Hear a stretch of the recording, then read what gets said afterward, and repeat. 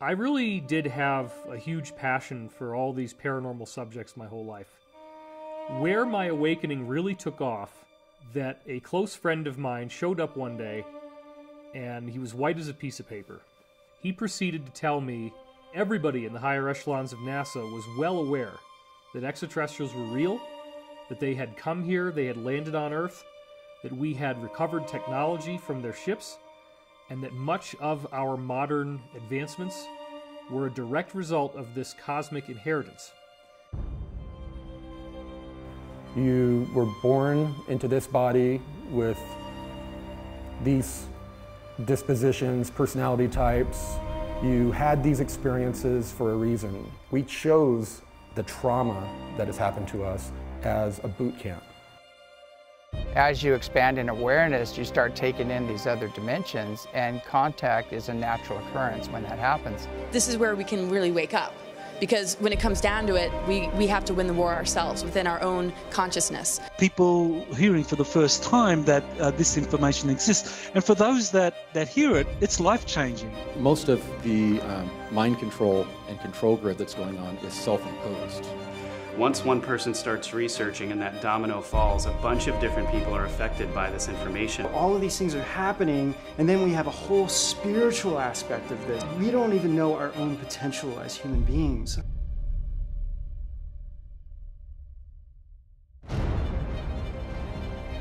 We must be aware that there's always spiritual warfare going on. There's a war in the heavenlies, and they need vessels, bodies, vehicles in this third density to work through. Why do we lose our memory of who we are when we're born? It's because you're all God. And if you remembered you were God, you wouldn't be able to have this experience. We need to go inside to do checks in ourselves, to know what the reality of things are or not. Humanity does have a type of free will, but we're not going to be allowed to destroy the Earth anymore. So the elite powers in control of this planet are planning for doomsday. So there's big changes coming, but everyone's got a piece in this, and no one's more important than anyone else. We're all in the same wavelength here at the most important time in the universe right now. Who are we? Why are we here? And what is our destiny? That is the cosmic secret.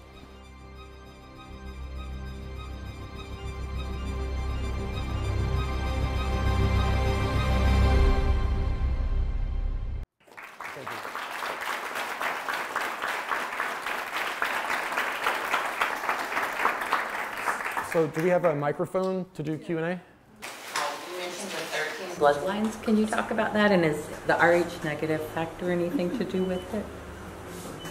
When I was in the programs and I would bring up the Rh negative thing, it was kind of poo-pooed, but that was, you know, many years ago.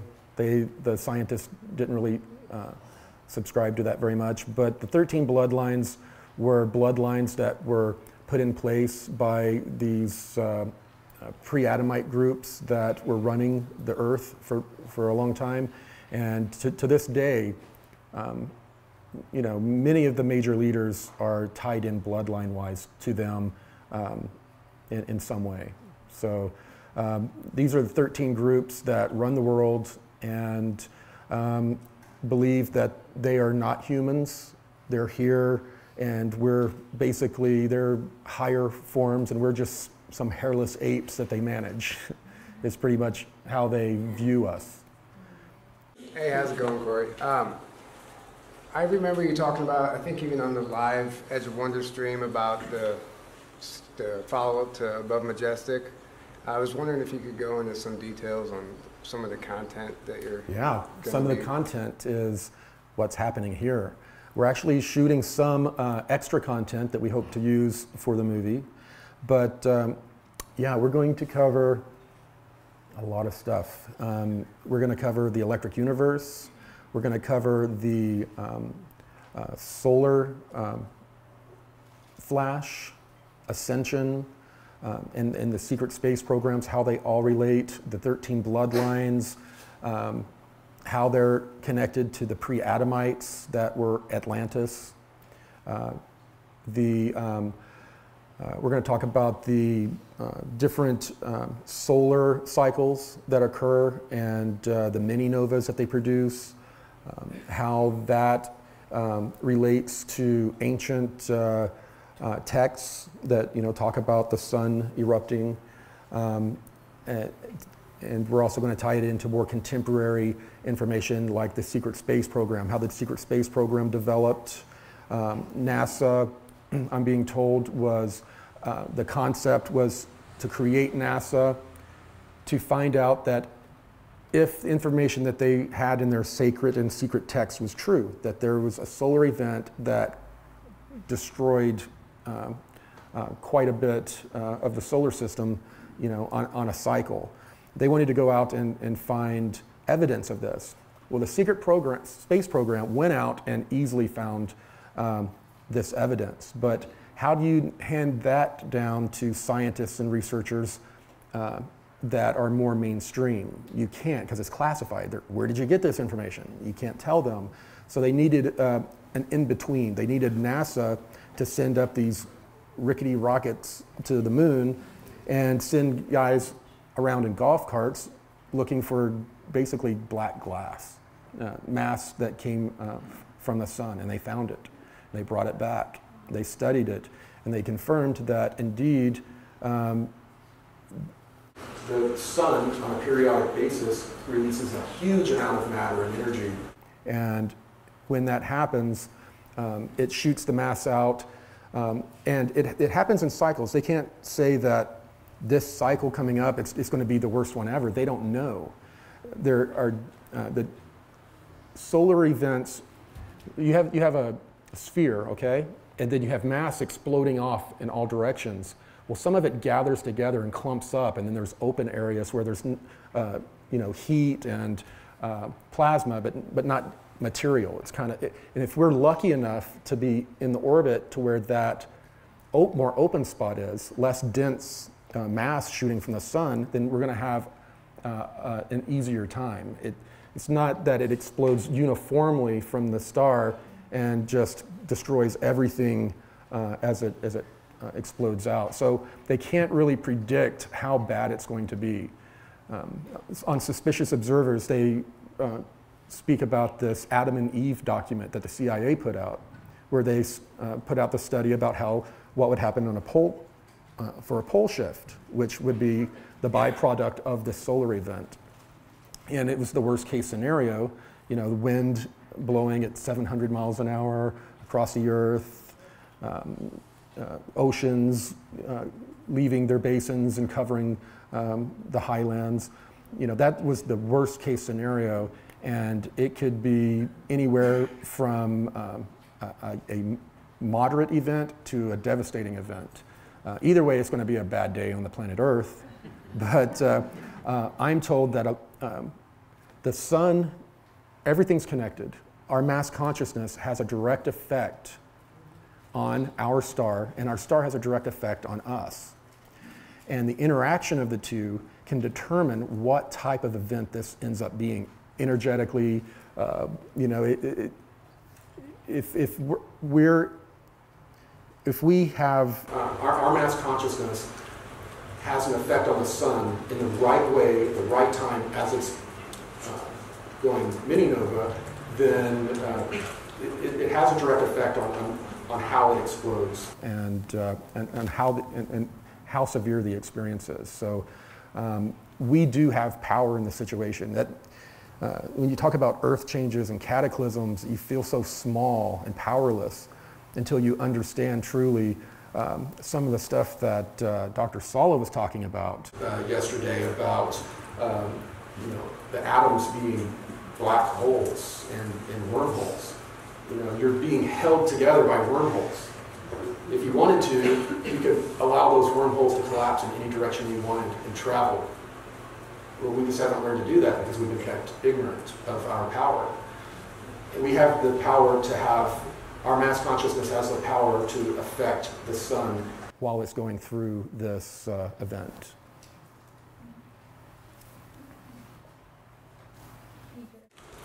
Hi, Corey. I'm Desiree. Can you explain the difference between the synthetic telepathy and the contact from the ETs? Because I know some people can get confused. Synthetic? Like the voice of God weapon? Oh, yes. Well, when we were being trained to use the voice of God type of technology, we had to have it used on us as a part of when they're training. You would stand up, like stand 40 feet out, describe the sensations you feel as I turn up the intensity. You had to not only know physiologically what it did, how it vibrated brain matter or used, in some cases, lasers. You had to understand how that worked, but also you needed to know when the technology was being used on you. There were certain sensations you would get in your skull that don't normally happen with normal telepathy. There are sensations involved, and they can be very hard to recognize. You have to look, you have to know to look for these sensations. Is it like Morse code? What, the sensations? Like in your ear where it goes beep, beep, beep, beep? It's different for everyone. It can be as simple as a tingle in a weird part of your skull, or a part of your skull heating up, or getting feeling like someone's pushing something hard into your head, into one tiny spot. It depends on the type of technology being used and the person, their physiology. But you have to learn how to recognize that something's different. If you're having a communication and you're feeling something a little different, then you should question it for sure. Thank you again for being out on the edge with all of us. From what I'm understanding, third dimension has war, that the dualities must clash to be learning the lessons, and as I think what I heard today, but I want to live not at war. I want to live not in a clash with the other dualities. And I guess I'm looking for a concept so that it's just war all the time. It's fighting. It's that we can have not that. Well, it's a part of the process. You have to go through all of the turmoil before you reach the higher densities. Fourth density, there's still duality, there's still war, but you look at it differently when you're a part of a mass consciousness that is connecting in a completely different way. Right now, our egos, we're also separated from each other. After this solar event occurs and this consciousness shift occurs, the consciousness of every human being changes. All of a sudden, we start connecting with people in a way that we didn't know was possible, and it's going to be overwhelming. And as we make that connection, our minds are going to start working together, and we're going to start solving problems very easily and wondering why this was not done before. All we had to do was this, and it becomes so clear. And so, war, the war that we know begins to subside, hunger, all of the different problems are solved by us. So don't be too ready to leave yet. We need you. We need people to go through this process. It happens on every planet, and it's frustrating. Hi, my name is Liz. I'm from Florida. My question is, I guess there's a couple things. Are there any updates on when it's expected that we might have this solar event or CME? Another question that's kind of part of this, or maybe something that I found interesting, I'm reading Voices of the Confederation. It's another channeling book. Don Elkins, Carla Ruckert, same group that did Law of One. And they say that we actually don't have to experience a trauma. We're going to experience it because of our consciousness being out of alignment and being out of harmony with this transition. And therefore, I think it stands to reason that we can choose something differently if we consciously and collectively do that. And perhaps we can do that and be that group that starts that, process. That's true, but there's also another component. The Confederation is not done. Our cosmic cousins just before, okay, when it comes to when is this going to happen, it kind of goes back to the old kind of religious thing. Nobody knows the time, you know, but they've predicted that it's most likely going to be when the sun comes out of a solar minimum. That's when they think it's most likely. Dimensions of Disclosure is a 3-day conference located at the Ventura Beach Marriott in Ventura, California, starting August 23rd and ending Sunday night, August 25th. We're a grassroots conference that started about 3 years ago in Mount Shasta. We don't have any corporate sponsors and are completely supported by the people through ticket sales. This gives us the freedom to be completely uncensored, with a collection of speakers offering a variety of information from different areas of experiences, knowledge, and research. It is truly a one-of-a-kind conference. If you've never been to something like this before, this is the conference to come to. So many people are waking up to what's happening in the world around us, and as the new people come together from all corners of the world, we just keep learning more from each other. You belong here. Along with featuring the many facets of disclosure, we also concentrate on what's next, how to raise your consciousness and stay healthy and transform in these changing times. That's why, along with some very dense information, we also will be offering Qigong, sound healing, Tai Chi, different types of meditation instruction at the beach where the sun is shining and the negative ions from the ocean are balancing our chakras. Our conference begins at the beach on Friday morning, August 23rd, with a mass meditation at 11:11. We welcome everyone to join us, whether they're there in person or not. And of course, every speaker in the Conscious Sphere Ballroom will be live streamed, so if you're not able to make it to the beach this year, you can still come be a part of the conference through our multi-camera live stream. We hope to see you in Ventura this year. You can get tickets at dimensionsofdisclosure.com. So, cosmic law, and not only that, but agreements and accords that these ETs have signed do not allow them to interact with civilization openly. And the only time they can come in is just before it falls or just after. And that has to do with the solar event. Just prior to these solar events, very prior, when people are seeing weird plasma things in the sky, beginning to get worried, wondering what's going on, there will be ships that appear in the sky.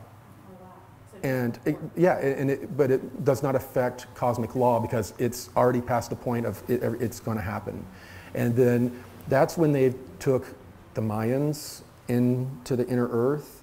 That's when they took other beings like the Olmecs and others off the planet to another location to either experience third density life on another third density planet, or if they've reached the precipice of fourth density consciousness, they'll be brought to a fourth density planet, or to be a refugee for a little while, and then when things calm down here, brought back. So we have, and then after this solar cataclysm, the one that the Anshar showed me anyway, directly after it occurred, all of technology was destroyed, obviously, from electromagnetic pulses. And we are an electrical civilization, you know. 80–90% of us could die without, you know, water being pumped and having access to transit. So our cosmic cousins come down en masse. The image they showed me, it looked like stars were falling.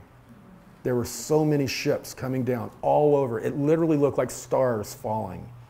And they came down and they began rendering aid to us and helping.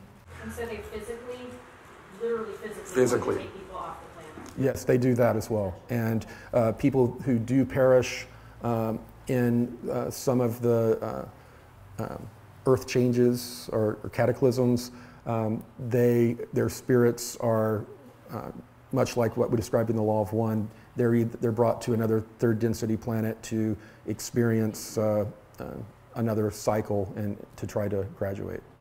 So if you live 10 minutes from the water in Florida? Not good.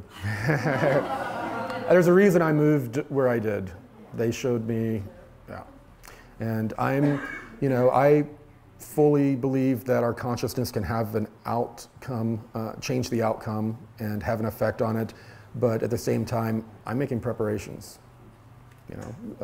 Spiritual and physical preparations. Kind of preparations, but the main preparations that need to be made are spiritual, because the electromagnetic waves, they've proven that just pointing electromagnetic waves at certain places in the brain can make people have God experiences. Imagine when you have a huge wall of the sun electromagnetic field coming towards us and how that can affect our consciousness. That is what's going to cause this ascension. And what these beings told me, ascension, it's not going to be a flash of light and then we're flying in the sky and moving things with telekinesis all of a sudden. It's always a gradual thing, and ascension is just the expansion of consciousness. It's that simple. If you're sitting here and someone spoke a truth to you and it affected you and you felt your consciousness expand, you've just ascended. A little bit at a time is how it works. Yeah, I've come a long way from Bulgaria. I'm English, I've come all the way. It's a long story, but anyway, I was inspired by you, and I've come here because I feel connected. I felt connected with certain people I've been speaking to, and the question I want to ask you is that you say that we are here to be here for a reason and connecting, and I don't know why I've come, but I do, if you know what I mean. You understand the question?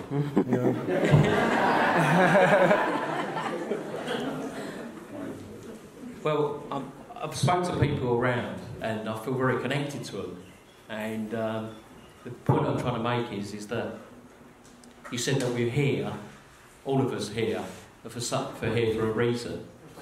So what reason are we all here for, sort of? I like to kind of picture it this way. Picture a scene to where you see all of these high-density ET races sitting in a giant circle, and it's almost like an arena. And in the middle of this arena, you see open space. And they're talking, we just finished this great mission. And then now you see a planet starting to appear in the middle of this arena, and it's the Earth. They say, this is our next objective. They're in really bad shape. We need all of our top people to go down there. We need you to jump. You'll go in many waves. You'll appear in their time zone, timeline, and you'll appear in the 1930s. This group will appear in this year. You will all forget who you are, just like in your other missions, but you will be dropped behind enemy lines and you will be drawn together. And when you come together, you will remember your mission and you will help each other remember your mission, and then you will do this last task. Yeah, that's what I was trying to explain, but with the audience and everything, I got a bit nervous and it all came out wrong. There's a reason, for everything. But anyway, that's it. Thanks, Corey. Yeah, how are we doing on time? You have 20 minutes. 20 minutes? Yeah. That's enough for one more question. You've spoken about the Mayan and the Olmecs. You've spoken about the Mayan and the Olmecs being involved in healing during this process. Can you speak a bit more about that? Healing the earth, or healing part of our ascension process, perhaps? When they were here as refugees? No, actually, now I was thinking about. Right. Well, now they're a part of this wider confederation that many of these groups, they are tied to us karmically. They had been refugees on our planet and had become karmically entangled with this planet and us in certain ways. And if we do not ascend or expand in consciousness, they cannot. We are like a parachute that holds them back. So as Beth said, many of these groups have a vested interest. They're not only just being angelic and we must help these people. There is a reason. They have a personal vested interest in us graduating so that they can graduate to their next level.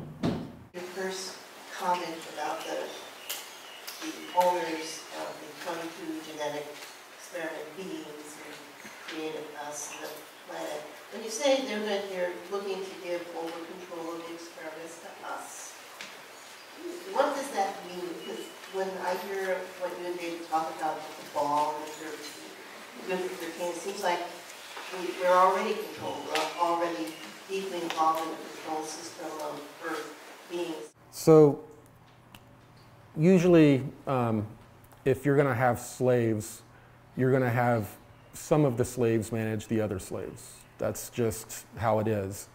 And the humans that are here that think they're demigods and are bloodlines from other planets, they've been lied to, a lot of them.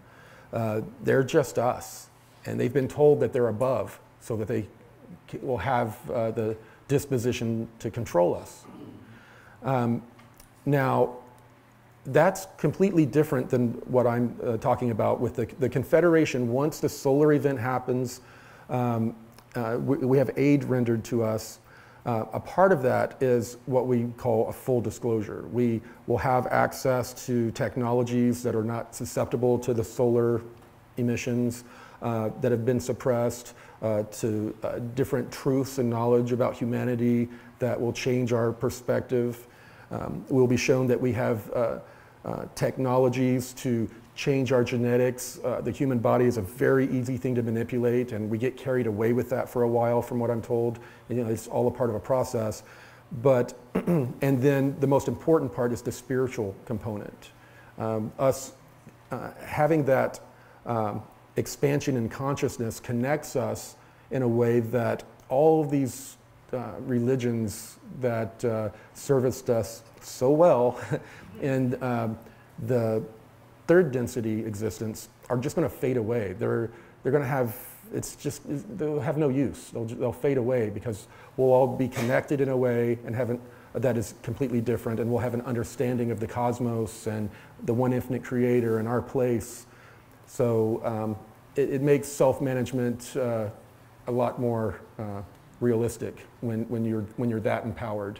If they were to try to hand that over to us right now, it would be a mistake, because we're, like you said, we're not ready. We still have, we haven't taken our planet back, you know, like Mika's people had.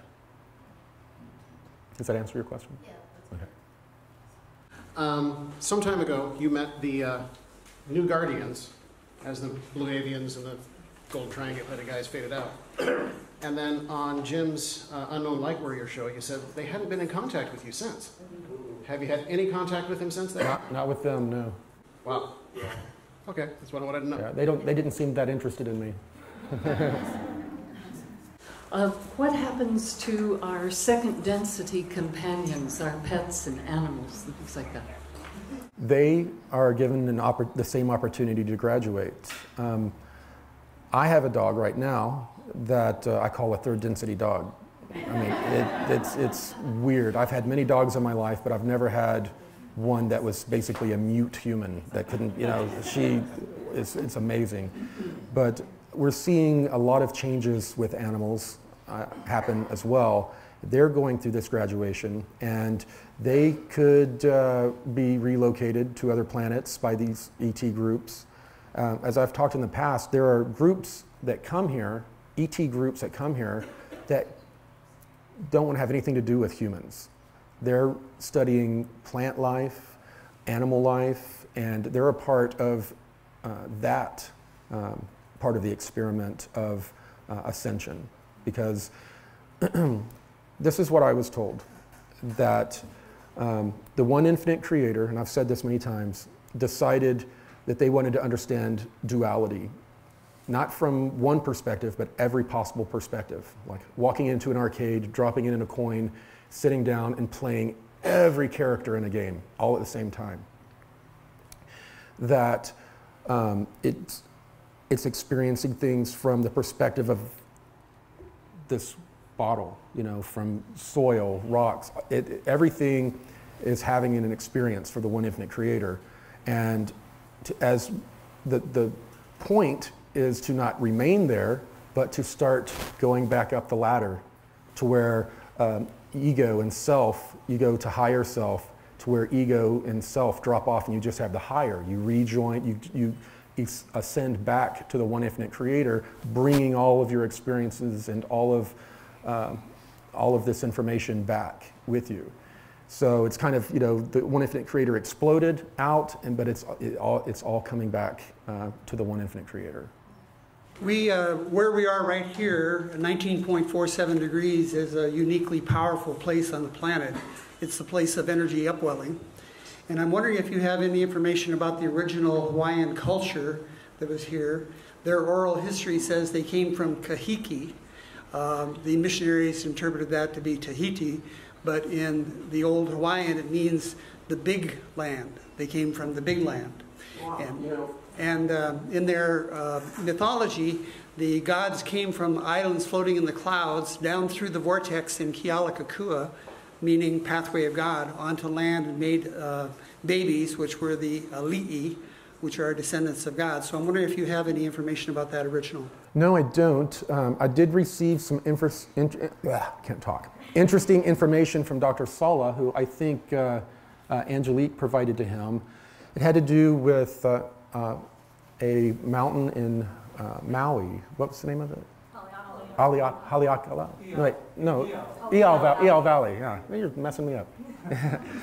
So the story is that Lemurians were here, and that they were in a war with the Atlanteans, and that they had gone under this mountain to escape, and then the Atlanteans came and destroyed the entrance, leaving the Lemurians underneath, and it was called the Bird Tribe. And I'm looking into that a little bit more to get more information about that, but that reminds me of that information, but I don't know any direct information about the Hawaiian culture. That sounds pretty interesting, what you described.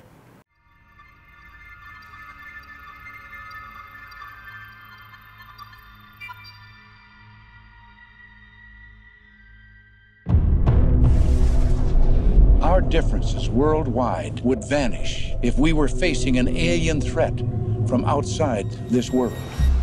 And yet, I ask you, is not an alien force already among us? The gravest error a thinking person can make is to believe that one particular version of history is absolute fact. History is recorded by a series of observers, none of whom are impartial. RF-4 jets spotted and took photographs of a huge carving in the desert over 1,000 feet across. No tire tracks and no footprints. The Germans had a settlement on the moon, they had a settlement on Mars, and they were doing this as early as 1939. Between the age of 16 and 17 years old, I was transported to the moon, and after 20 years, I was age regressed back in time and then returned to civilian life. Extraterrestrial spacecraft have appeared over nuclear missile installations and have completely powered them down. We put together programs that went all the way out into the galaxy, not just this galaxy. According to some estimates, we cannot track $2.3 trillion in transactions. This money is going into underground military bases and secret space programs with technology far beyond what many of us could even realize. Everything we learn is designed to program our minds away from the truth. This film is the red pill that wakes you up to what's really going on in the world. And at some point, this is all going to break open.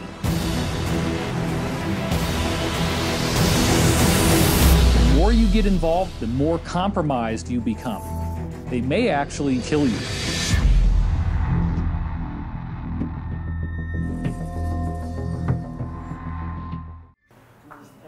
Yes, yeah, Dr. Sala, you want to stand up? Or? Sure. Yeah. You need the mic. Yeah. That information came from a book by John Peniel called The Children of the Law of One, and he described how the Atlanteans basically conquered Lemuria, and the last Lemurians, which were the bird tribes, went under the Aya Valley into the mountain to go into the underground to establish a new civilization, but that all the cave entrances were sealed by the Atlanteans. And it's quite interesting looking at Hawaiian history that when King Kamehameha invaded Maui, the Maui king fought the last battle at the Aya Valley, and that's when and then all the Maui warriors were massacred by King Kamehameha and his warriors. So it's kind of like a history being echoed there in the Aya Valley. So when it comes to like people that have been trauma-based mind controlled or are incredibly fragmented that haven't fully healed yet, in this time of acceleration and in terms of like timelines with all the different altars that they're still working to integrate and heal, how are we like working, I mean on a larger picture level, how do they operate on a timeline, and what is their healing process, and what sort of assistance is there for those kind of souls? It's a loaded question. Yeah. Thank you, Laura. That will be the last question of the evening.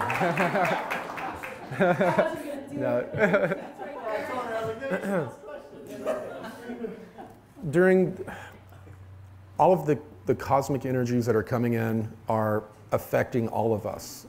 All of us that have unresolved traumas have issues that come from that. A lot of mental issues are just side effects, of deeper spiritual traumas that are, I don't know of, I think the help that they are getting it's going to come from their guides or from the tribe helping them. I don't think they're going to find too much other help. Right now, these energies, if you have a psychosis or a type of issue, it is enhancing them to a point to where it's getting out of control for a lot of people, and it's a very difficult position to be in because they're so agitated by all of the traumas and things that are being brought up that they don't have the peace of mind or the cohesive thoughts to be able to take that information and heal from it. They have to have someone to mirror or assist them in the tribe or in the community. I mean, there are a lot of people though that have spiritual beliefs that they draw from that definitely assist. Hey Corey, 2 questions. One is, why was your voice so deep in that trailer? I mean, it was deep. No. All right. Anyway, real question is actually more technology based. So quantum technology has been sort of coming out more and more, which basically is a flag to me that this has existed for a very long time. And what quantum physics and quantum technology tells us is that other dimensions do exist. And if other dimensions do exist, one, as a community, we should be talking about this a lot more, I think. I think that this technology is being used for all kinds of things. I think things are being hidden in these dimensions. I think aliens are definitely using them for all kinds of different things, including travel-based dimensional travel. You know what I'm trying to say. That's where this AI signal that I talked about comes from. This AI being exists in the realm you're talking about. Exactly, and if that's true, there could be billions of beings existing in these other dimensions. And I kind of, from your perspective and your being involved in the discussions that you've been involved in, I'm wondering what your take on all of this is, and if you can kind of give everyone here a little bit of intel as to how, not only how serious this is, how prevalent it is, and how much we need to think about it, I guess, from your perspective. Sure, yeah. A lot of the beings that they've ran into in the programs are hyperdimensional more than extraterrestrial. But a lot of this, the quantum computing, quantum technologies are dangerous. They're dealing with technologies that deal with the past, present, future, and then also, I mean, it's dealing with space and time, space-time and time-space in ways that cross over into other dimensions. And one of these dimensions is a dimension that is inhabited by, it is an AI consciousness. And it has bled into all of these others and infiltrated all of these other densities and are taking it over. And I've spoken in depth about more than I've talked publicly about this AI issue. And David Wilcock has told me that he thinks that it's the counterbalance, the Lucifer to the Christ consciousness. It's the yin to the yang that we call, you know, the Lucifer. It would be more of the Lucifer consciousness. You know, we talk about the Christ consciousness, which is basically a galactic wave of consciousness that is going around the galaxy, and we encounter this consciousness on a regular basis. It's a part of the Ascension process. It comes here to force us to judge ourselves, to look at ourselves, to see what we need to change to be able to ascend. And it's at the leading edge of all of the cosmic energy that's coming towards us. Thank you. Aloha, Corey. KP here. Hey, I just, part of it's a comment. I've seen Corey about once a year the last 3 years, and first I saw him when he was here and he had the boot on. You know, he had the boot on, the black boot. Yeah, he broke his foot. I just want to comment, first of all, those who maybe just have recently come to know about Corey, is that it's amazing the spiritual growth he has come through the last few years, and how you can see it in his face, and how he's much more relaxed now, at peace with himself. And the question I wanted to ask was, how do you feel that the dolphin experiences that you've had with Joan have helped contribute to your own spiritual growth? Well, first of all, thank you. It has been quite a process. I had, the first year I was here, I broke my foot, and also had my son with me, so I didn't get to experience the dolphins. The second year I was here, there were some things going on that I had a little bit of a frazzled energy, not something that I guess the dolphins really wanted to interface with.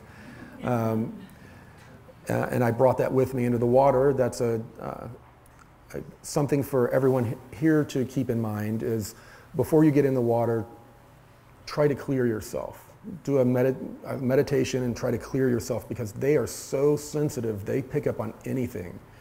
I would say I had a major spiritual change or experience when I had my interaction with the dolphins, because I've interacted with beings, interfaced with them, and I expected it to be very similar to, I've interfaced with animals too. My dog, I interface with my dog, and it's weird stuff to see, because yeah, it's weird stuff. But my interfacing with this dolphin caught me completely off guard. I was not expecting in one being there to be such an amazing amount of emotion and intelligence, while also being completely wild, this scary, wild feeling. Right? When you try to interface with wild animals, there's this, it's kind of a fight or flight, this little feeling that makes your heart pump a little harder than when you're interfacing with a domestic animal. There's just a different, wild little feel to them. But this dolphin had an amazing amount of high intelligence and emotion, but also this very wild, free kind of energy that caught me off guard. And I had a reaction to it, kind of a fight or flight reaction at first, and I could see it like react, and then it went on its way. It's like, okay, it was on its way. They're very sensitive to whatever you're going through. I hope this time I get to have a little bit better of an interaction. Well, I don't know, that was a really good interaction. I wanted to be bathed in the sonar. I want to feel that. Well, thank you.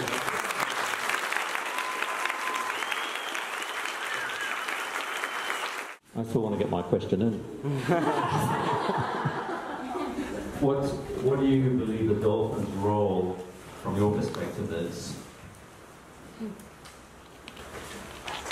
Well, from the moments I had with that one dolphin, there was a strong spirituality emotional spirituality, but there was a love that is different than the kind of love that, you know, it is, I don't know, you can feel a love there. So most likely they're here to help bring the vibration, consciousness vibration up on this planet. There are a lot of different ideas in the programs about dolphins, and dolphins are used in a lot of different ways because of their, not only their high intelligence, but their intuition. I was told that they had tried to put dolphins in mazes, that their sonar, they would put them in these mazes to study whether it was sonar or intuition that was allowing them to behave in certain ways. I don't know if this is making sense.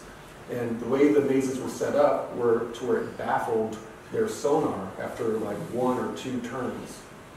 And, but only one way would have the way out, and then one way would go off into all these other dead ends. And the sonar would not reach far enough to tell them which one was the dead end and which one was the path that they could make it through, but they would always go to the correct path, or almost always in those situations. And they proved that it wasn't a sonar type of natural thing, it's more of a precognitive thing. And the second part of the question is, what do you believe our responsibility is to the dolphins? Well, if we were behaving in harmony the way we were supposed to be on this planet, we'd be stewards of the planet, and we would be working with the dolphins instead of discussing whether they're sentient or not.